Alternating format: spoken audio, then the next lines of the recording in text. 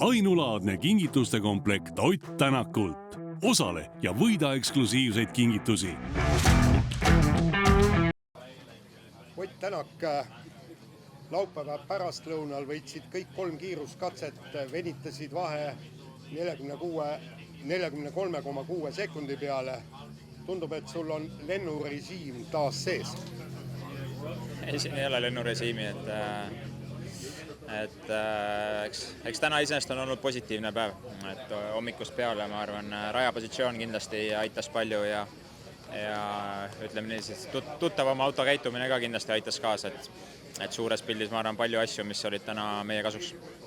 Võib ütelda, et kõik need 3 katset, mis nüüd õhtu sõitsid, suutsid seda sõidurütmi hoida ja säilitada, et said ikkagi hea tundega sõita?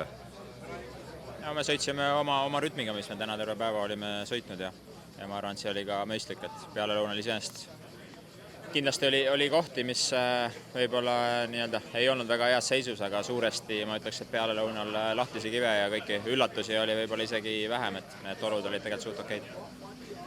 Oma sõiduga sa mugavustsoonist välja ei läinud täna? No, ma ei tea, kas see nüüd nii väga lihtne on, et loomulikult võidu peale sõitmine ei ole kunagi 100% riskivaba, et ma arvan, see käib ralliga kaasas ja eks me loomulikult üritasime mahtuda justkui mugavustsooni, aga ma võin öelda, et mugavat ei olnud siin midagi. Lõunapausi ajal eeldati, et võib-olla hakkab vihma sadama teise ringi ajal, et kui suured kõhklused, kahtlused sul olid ja just rehvi valiku osas seoses sellega? Jah, eks see lugu oli ja tegelikult ju vihma sadas ka ja päris palju. Et selle keskmise katse algus sai oma jagu, aga kuna see oli paar tundi enne katset, siis sellise temperatuuri jooksul ma arvan, see aihtub ja aihtuski päris kiiresti. Sul oli info olemas, et kuidas see pilv täpselt liigub?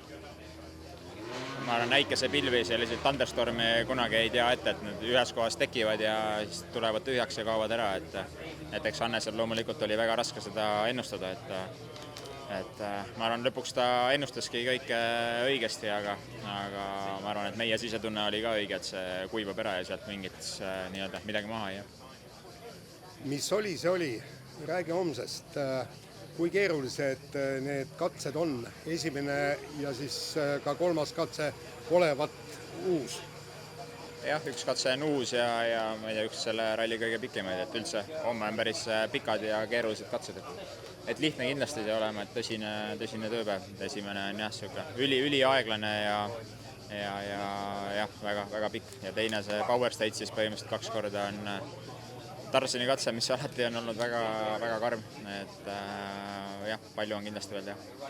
No, mis taktikaga peaks minema, et kas pigem seda ralli võitu kindlustama või maksimumpunkte püüdma või kuidas sa ise endale seda homset päeva paika paned?